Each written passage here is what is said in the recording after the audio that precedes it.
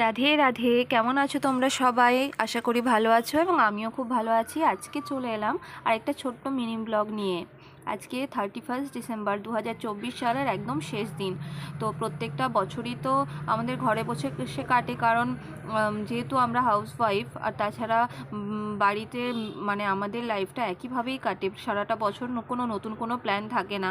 সে 1 জানুয়ারি হোক, 2024 হোক বা 25, যাই হোক, প্রত্যেকটা দিন একইভাবে কাটে। তাই ভাবলাম যে বছরের শেষ দিনটা একটুখানি বাইরে ঘোরাঘুরি করে কাটিয়ে দিই।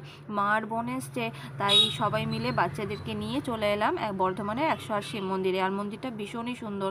মন্দিরের প্রথম যে শিব ঠাকুরটা আছে ওটা ভীষণ সুন্দর করে সাজানো থাকে।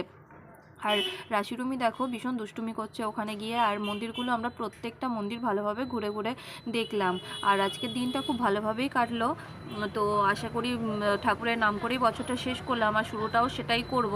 আশা করি বছরটা ভালো যাবে। Radhe Radhe, tata, bye bye.